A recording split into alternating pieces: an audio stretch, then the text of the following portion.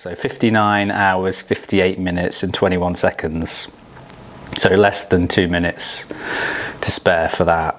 So obviously we know, don't we, that David Miller was there taking photos. He got that iconic photo of you at the finish line where you literally look like you've got absolutely nothing left. Is that exactly as it was, to by all intents and purposes? We could see that you'd given everything. Is that how it was? Yeah, absolutely, yeah. I mean, I thought I'd given everything, from, I guess, coming up to, with a few kilometres to go, I'd have said I gave everything. I'd actually given everything. But then when it came to the last sort of, I guess, kilometre, I somehow managed to give some more. So, I guess I didn't really know that I had that in me. But certainly that last kilometre, I totally had to dig out something that came from somewhere I'd definitely not had to reach into before. So it was an all-out sprint at the end. Yeah, I mean, I wouldn't say it was like speed-wise, it wasn't all out, but I was definitely, in terms of effort, it was all out. Yeah. Just keeping going at that point, running uphill, was like a massive effort. And at the end, it was almost like I think on the video you can see that I kind of almost sped up a bit at the end, and it was just because I was in my head, I was just like, get there quicker and it'll be over. Just like go faster. Part of my body was screaming at me, stop, and I was almost like I said, well, if you can't keep this pace up, then go faster, and you'll be there for sooner. Yeah. Wow.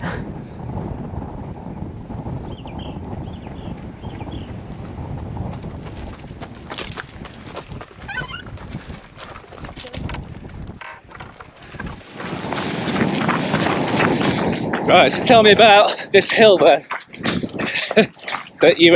This is the hill that you used to train for Barkley then? No, not this year. The first year I ran up this hill 22 times. I think partly because the weather that year was really awful over winter, so I remember that morning, there was just no way you could run without, I was really worried about being hit by a falling tree or something. But this backside was fairly sheltered, and towards the top, the wind was actually blowing with me. So I ran up it from the bottom here to the summit 22 times. And then I did a bit of an extra loop as well. It worked out about 5,500 metres of ascent. Although I don't know if the altitude was added some extra because of the wind, I'm not sure. But yeah. So was that the approach that you've taken the last couple of times you've done it as well, or was that just that first time? This time I did quite a lot. I did quite a lot of hill rep sessions as well. The point is, Barkley's mainly it's like hiking, basically. It's steep hiking a lot. And then you run down because you have to try and make up time on the descents, but there's a lot of just hiking up the hill. There's not that much running. The bits that are flat you need to run on to make up time, but the main thing I think is just getting used to that much climbing. So I did that this year as well. With your sort of experience on the spine race and how, I've done the spine race, I know not the same as you obviously, but I know how you go into that zone, that world of the spine race. How does Barkley's compare to that? Does it feel like you're in your own world and the outside world? Because in some ways it feels like the outside world doesn't exist. Is that how it was? Yeah, yes, in the sense that you have to be incredibly focused at Barkley. I think more so than the spine. In some ways, like the spine, like lots of trail races, you can almost switch off and go into a kind of meditative state for a bit. Certainly, on the spine, I know you have to navigate, but you've got a GPS and you're on a trail. Whereas Barkley, that's one of the things that makes it unique in a way, in that you can't switch off like that at all at any point. There's very few sections where you're sort of on a path and it's fairly obvious where you're going. Most of the time, you have to be navigating because otherwise you'll make a mistake, and that's one of the challenges of it, to stay focused to that level for that length of time without sleep. I think is one of the challenges of it. So you're really in the moment, and everything is just about getting to the next book and getting the loop done in time to go out for the next one, and then looking at the bigger picture of having enough time to do the whole 5 loops if that's what you came there to do. Yeah. So this would be this, when you obviously made history with this last time in March, what if things had been differently, because this was your third time back, wasn't it, for Barkley? If you'd not made it this time, how would you have, if things hadn't gone the way they went, how would you have felt about the race? Yeah, I don't know. We talked about that beforehand, Damien and I. Like, what's going to happen if we don't do it this time? How many times are we going to keep going back? Because it's a massive commitment. It kind of, I'd say, like 6-month commitment, because you train for probably like 4 months specifically for it, and then you spend a couple of months recovering, and it's quite a big time out of your year. It's traveling to the States, and we had exactly that conversation. How many years are you going to keep going back to try this? One of the things about Barkley is the weather could be bad for 5 years in a row, and you could end up going, but the interesting thing is, it's almost like I wasn't really considering that question seriously this year. It was like, I'm going to get it done. Like, it was just really, it was odd. I went there just this year with this conviction that I could do it, that it was possible. And so when I was talking about it with Damien beforehand, it was almost like, it was kind of a hypothetical thing, but it wasn't really that applicable, because I was like, I guess something in me was like convinced I could do it, and therefore would do it this year. It's weird. Did Laz's comments about, because didn't he famously say that he didn't think a woman could finish it? Were you aware of that comment that you made going into this last time?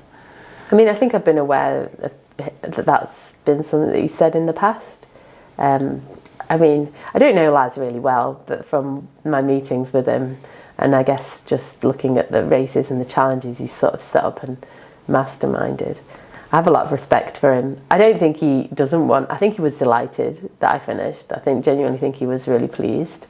And it was nice to do that, I think, the last year, that he's sort of passing over the race a little bit now, so I was really delighted. I think the reason he said that was partly to kind of rile up the women that were most likely to be able to finish it. I think if you're a woman that would be put off by that and say, I'm not going to do that because the race organiser said that comment, then you'll never get around Barkley, because honestly it's a sort of a race. There's so many challenges that race throws at you, and you kind of get kicked in the teeth so many times and just have to get back up again. If you had that approach of like being turned off by that comment, then you would never ever do it. You just immediately turn away and give up. So you have to be the sort of person that's going to like fight and say, I'll show you, I'll prove that it's possible. So I was aware of that, and I guess that was another nice little thing in the back of your head.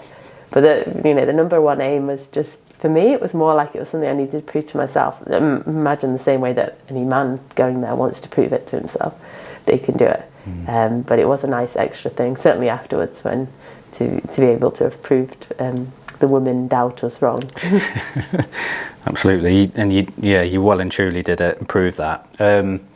So our mutual friend David Miller, who was there and took those iconic photos of you, some of the iconic photos of you, he was quoted in saying that he personally witnessed the greatest ultramarathon achievement of all time, which was a sentiment that was shared by a lot of people in the trail running community. What's your take on that comment? I don't know. I think it's one of the greatest achievements of all time, but it's certainly my greatest achievement. That's very kind of him. But I think it just depends what you're classifying, doesn't it? What sort of achievement if you look at kind of a traditional classic ultra race, Courtney, I think, is the kind of queen of, certainly at the moment and probably ever, is the queen of kind of female, and I would say even male, kind of ultra running kind of performance. So that would be my argument. But then, Barkley's something different. She's been to Barkley a couple of times and didn't finish it, and a woman's finished it. So I think it just depends what you're looking at. Yeah. So Barkley is a totally different thing than a kind of maybe something like Western States, or the UTMB. It's just a totally different sort of challenge, and it taps into different things. And sure, you're running for a long time and you've got lots of climbing, but there's different skills needed for it. So I think it's just, it all comes into its own category. Horses for courses, as they say. So that's true. You bring up Courtney Dauwalter. So, over the last 18 months, we've had all of these great performances, haven't we, by women. So, Courtney, she did the triple, didn't she? So, Western States, Hard Rock and UTMB. Camille Herron broke pretty much every American and world record in the Lululemon Further project. Do you think this success in women's ultra running is a natural progression of the sport in general, or do you think it's specifically the progression of women in particular? I think it reflects a kind of opening up of a realisation of maybe what women can do. I mean, it seems weird to me because I think I started running at a period where it was already, the world had opened up so much already for women in sport, but it's not that long ago that a woman still wasn't allowed to run a marathon. So, I guess there was a time when people thought, I don't know what would happen, your womb would fall out or something if you ran a marathon. So I think it's just that realisation of women can do it, and then more women having the confidence to try. And I think people like, Camille and Courtney are just sort of showing what women are capable of when you sort of go out there without any kind of barriers in mind, just going out to try and see what you're capable of, what you can do. I think that's an incredibly powerful thing. Just kind of starting with a blank canvas and being excited about something, working hard and training hard, and then going out there and seeing what you can do. And I think that's when women start to sort of really redefine what's possible in women's running. And I do think that when you get to kind of events where it's not just about kind of pure strength and physiology, then women can do very well, even compared with men as well, when that's kind of setting.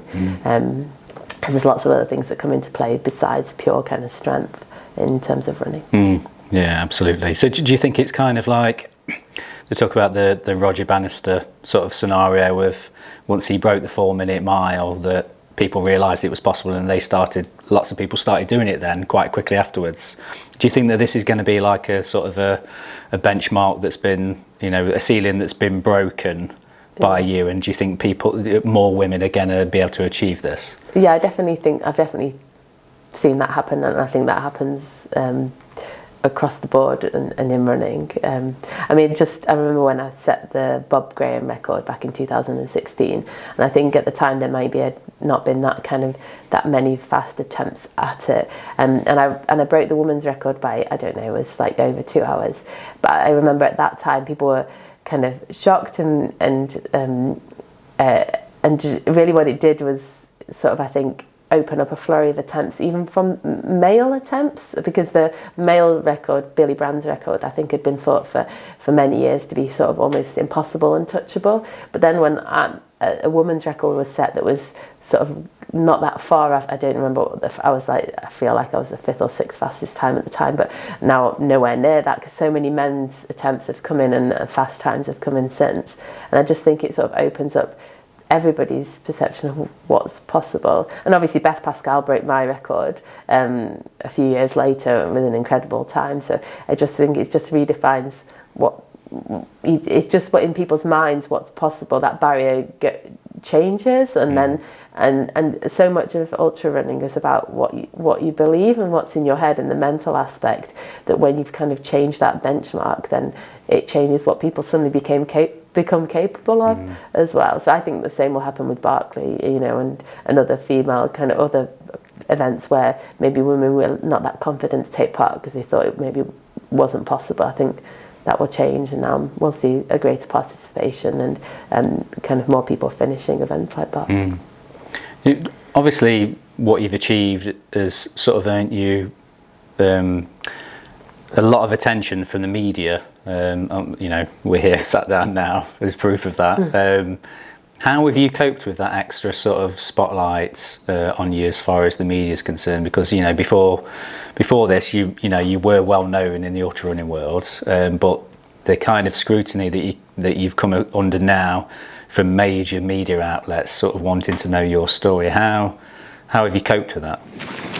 I guess it's a bit overwhelming at times, and I didn't really set out to be, I guess, the kind of focus of attention. Yeah. But it's also really wonderful. Like, the reason I guess I'm carrying on doing interviews and things is because people tell me they've been inspired by my story, and you know, school kids write to me. It's amazing. I find that incredibly kind of emotional and inspiring myself. So when a kid tells you, you know, that it's changed the way they, what they dream of and what they believe they can do, that's really inspiring. So I guess that's why I'm doing it. Yeah. That's why I'm doing the media stuff, because I feel like I'm in a privileged position to be able to inspire people. Yeah.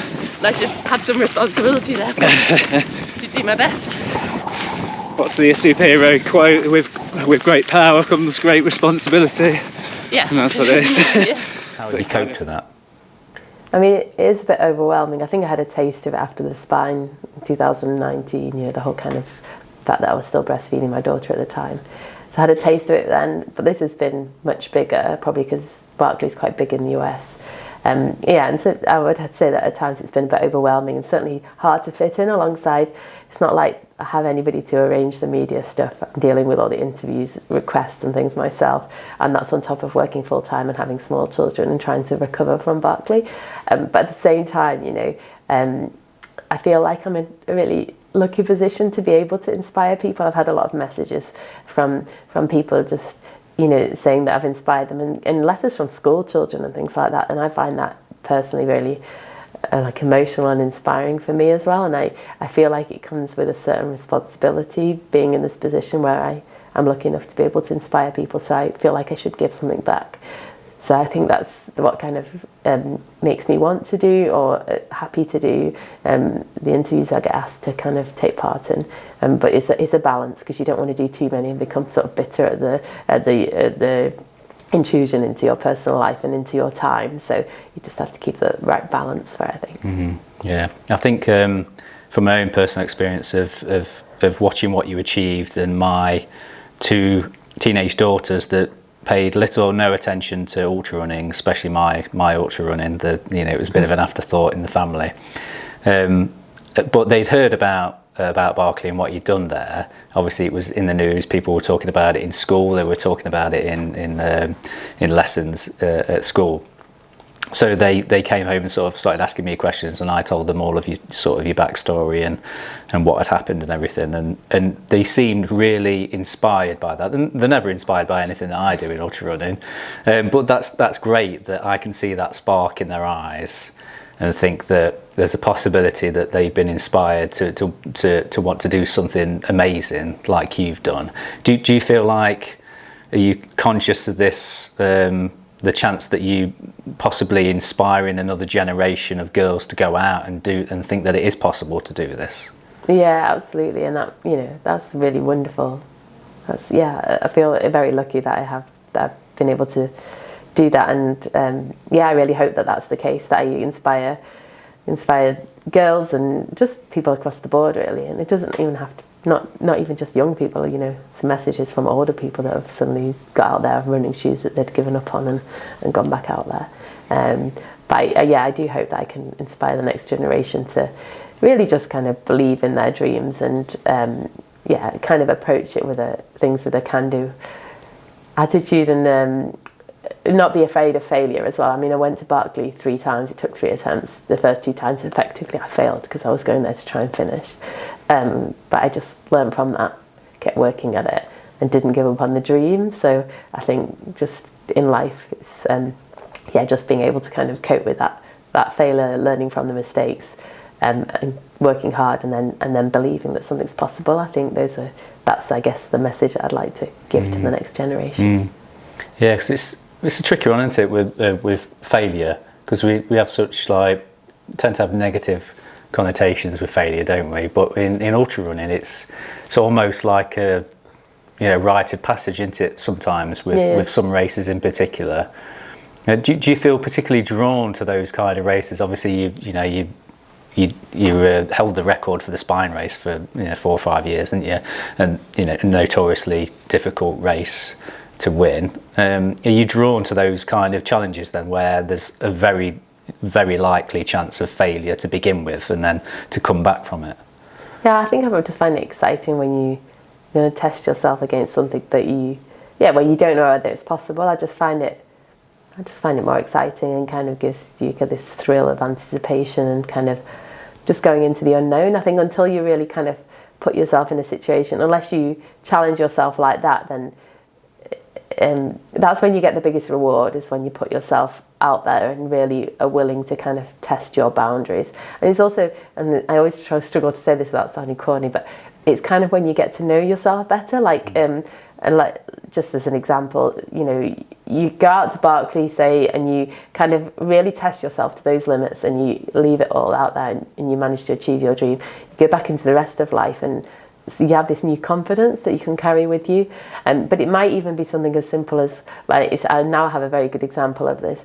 In the going into the 5th loop on Barkley, Jared Campbell offered me the clockwise direction, which was an incredibly kind thing to do, and it probably did make the difference in terms of me finishing or not, both from the point of view that it was slightly easier, but also because it gave me this, like, this massive boost that, like, he was behind me and that everybody wanted me to finish. And that was like a kind of, yeah, that was a really good feeling to get back out there, because I was really struggling at that point and it really sort of sent me out there with a big, like, I think, kind of pat on the back and a big push up the hill.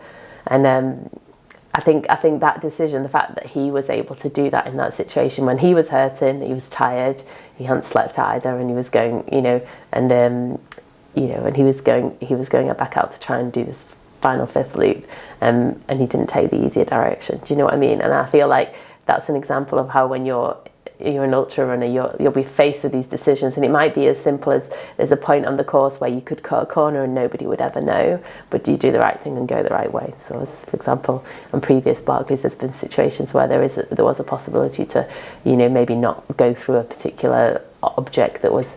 And when you make the right decision and you do go the way that you were supposed to do, then yeah, that's something that you know that you did right. So for me, seeing how I respond in those situations and knowing, yeah, what your choices are, that's sort of, it's more of it really shows who you are. I think it's very more so than just in kind of standard day-to-day life. Does that make sense? Yeah. You know that, yeah, exactly, yeah, because like you say, Barkley's different into that. There's no, you haven't got trackers on, so people don't, they don't know where you are. You're not using GPS, are you, to follow a route?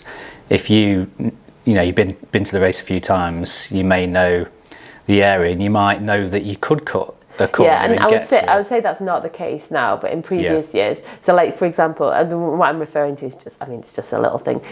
When you were dropping down from a particular slope, you were supposed to go between two rocks, a specific rock formation, through a little tunnel thing.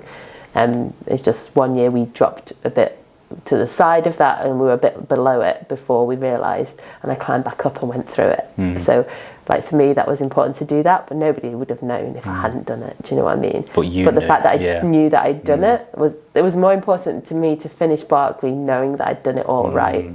Do you see what I mean? That's why I think Barkley's like that.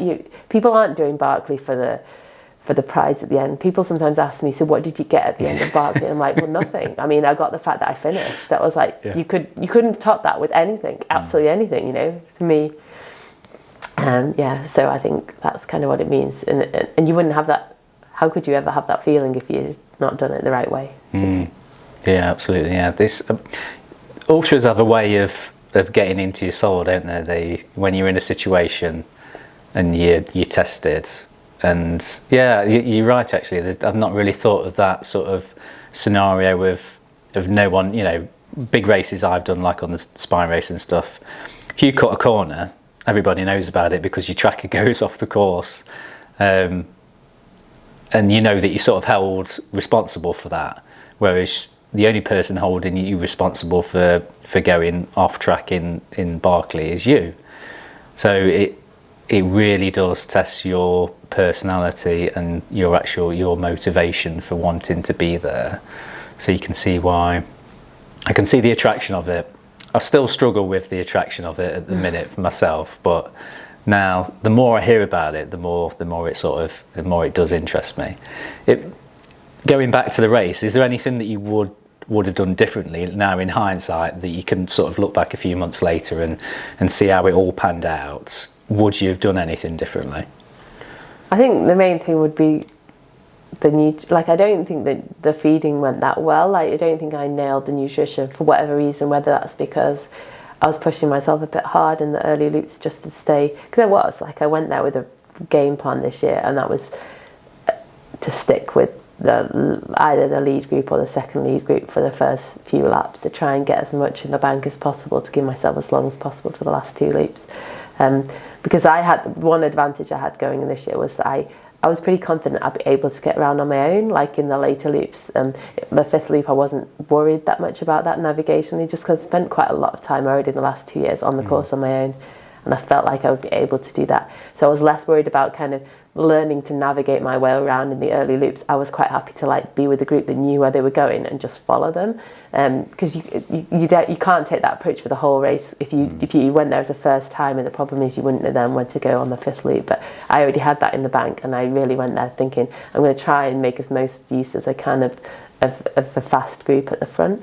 And so I guess I did that, and then but maybe because of that, or maybe just because I didn't do it very well, but like I struggled with food a bit this time, and so I think by the time it came to kind of the 4th loop, I wasn't eating very much. So realistically, I did the last 28 hours or whatever, not very much food, and that's probably didn't help. Yeah. So if I could have worked out how to get more food in and get it to stay down, that would have been better. But it was all right in the end. Brilliant.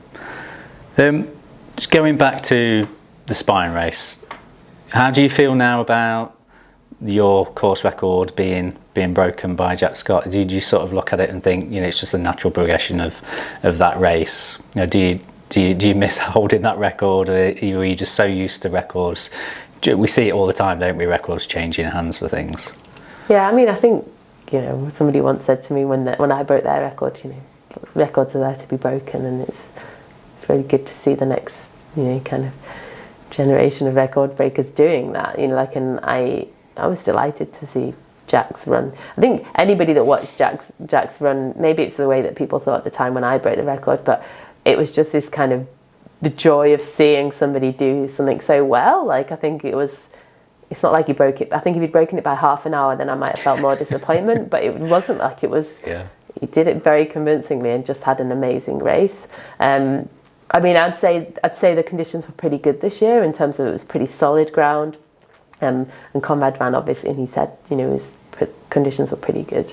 But that notwithstanding, I mean, he broke it by hours and hours. So I just think he had a fantastic run. I think he just had one of those runs where it all comes together. And he, was so efficient. He slept so little. He'd spent so little time in the checkpoints. I think he just took it like the next step. This is one of those examples of somebody just like raising the bar. So no, I don't really have any like regrets about it at all. I mean, I still hold the ladies' record, so that's nice to have that as a kind of backup. But yeah, I just.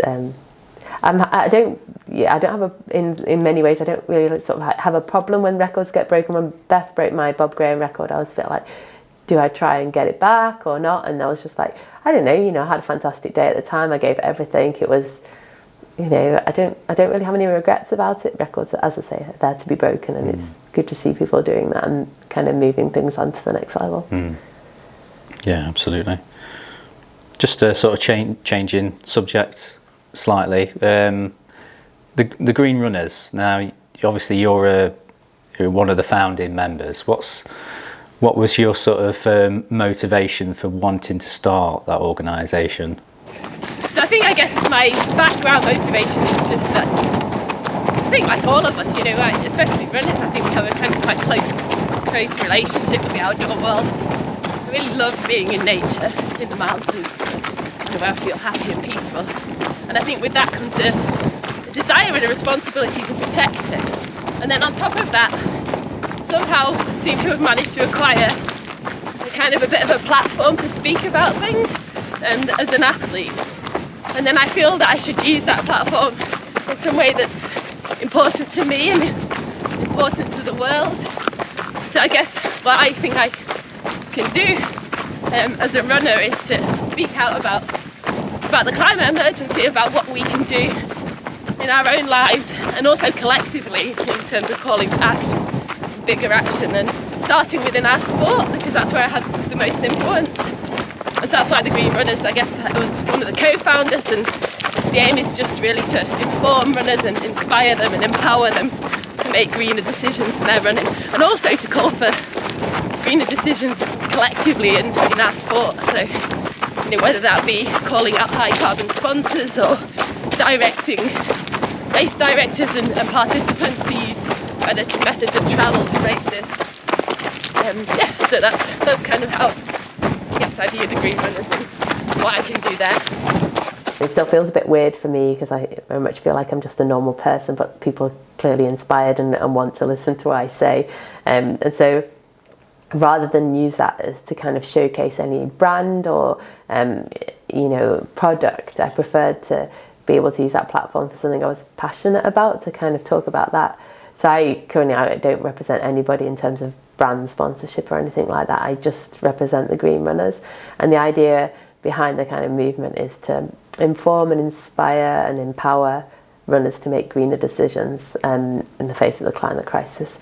So whether that's kind of on a personal level, thinking about how you're travelling to races and trying to maybe mend kit and repair and swap it rather than buy a new kit, thinking about what you eat. Obviously we're eating more of a plant-based diet now, but then also acting collectively, because that's where we're going to make the biggest kind of changes. That's what we need to do as a nation. But starting within the running community, maybe trying to call out high carbon sponsors in our sport, and maybe trying to kind of influence race directors in terms of kind of decisions, because for their big events, which obviously will have a big carbon footprint. So and especially participant travel, trying to kind of inspire other runners to maybe choose the option of train rather than flying. So there's a kind of, I guess I felt like I have an opportunity because this is my community, and I have a kind of, as I say, a platform to speak out. Let it be about something I feel that I'm passionate about. It's the same, to be honest, about inspiring girls in sport as well. So obviously where there's a really high dropout rate of girls in sport at school, especially once you hit kind of teenage years. So I think on the back of kind of the Spine and Barkley, obviously people kind of picked up on that and asked about inspiring girls, and I'm definitely really passionate about that as well. So those are kind of my two areas that I feel that I have most opportunity and most kind of passion to do something, and to use my voice to inspire the next generation, and to inspire people to make greener decisions.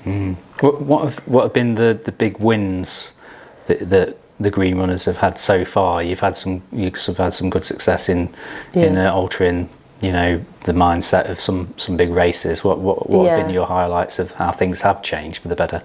Yeah, so first I'd say is, we've got over 1,000 members now, and there's a lot more people, I think, sort of just even looking at the website, and I always tell people, just, you don't have to become a member, just try and kind of use the information there and to kind of change what you're doing and think about what you're doing.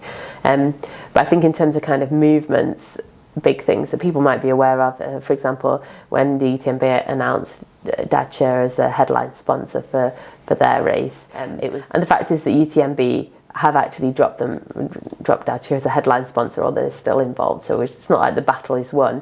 But I think what the big thing from that was that maybe, I was talking to a friend about this, I think it's more that now race organisers have suddenly realised that they have someone that they're going to have to be accountable to. Like, they're not going to get away with everything without somebody raising a voice. And I realise that UTMB might feel they get picked on sometimes, but they are the headline race, and people look up to them. And I think with that comes a certain responsibility to make the right decision, whether that's on going outside kind of green running things, whether it's on pregnancy policies or whatever else it is, because they've been called out on a number of kind of things in the past. I think personally, the UTMB, one of the big things that I know we've certainly been in some discussion with them, we need to talk about is the kind of idea of running stones and people needing to fly across the world to qualify with enough races to run the UTMB. And I know they'll argue that that's not the case, but essentially I think any system that encourages wider participant travel is not a good thing. Sure, I think the Green Runners, what we argue is that, you might have a target race that might be your one kind of specific race that you can't get to otherwise, other than flying. But in general, we should be trying to kind of race more, or race and run more locally. We should be trying to kind of look at more sustainable options for travel and travel less. Ultimately, we can't, I think, promoting any system where we have to we have to travel more to be able to get into a specific race is not a good thing. Yeah, absolutely. So you're doing great work with that. You've had all these amazing achievements in ultra running. What, you know, you're a mom. What's your proudest legacy going to be that you're going to leave behind for your family? Or what do you want everybody to remember you for, or your family to remember you by? Not not thinking too far into the future, but what do you want to achieve? Because sometimes winning races is like, it's a great achievement at the time and you celebrate it, but then you move on to the next thing. What do you want your sort of legacy to be in the future? If that's not too big a question. Yeah, it's quite a big question, isn't it? I think, I don't know, maybe it comes back to this idea that in terms of running, I think I've always been happy coming away from a race when I know I've given it everything, and that's like, that for me is what satisfies me. It's not necessarily about whether you won it or whether you finished fifth or whatever you finished or whether you finished last. It's kind of about what you put into it and how much so I think with maybe an example with Barkley was this idea that, like, I really went there and I gave it everything. I believed it was possible and I didn't give up on that hope, and it was like my dream. I chased it and I worked hard for it, and I gave it absolutely everything and never stopped believing that it would be possible, and then it just happened. It was like this kind of fairy tale at the end, wasn't it? But I think hopefully from that the legacy would be for millions of women across the world, but especially women, as I say, because in doing so in Barkley I kind of proved that a woman was capable of something which for many people a woman could never do. Many people said it wasn't possible for a woman to ever do it. So I think hopefully I guess the legacy would be that if you believe in something and you really want it, then it's worth trying and it's worth working hard for it, because I think it's only at that point that you really find out what you're capable of and what you can achieve, and maybe just a bit of that inspiration, leaving behind that sort of that knowledge in people that you can achieve your dreams if you believe and you work hard, because I think there's a lot of that.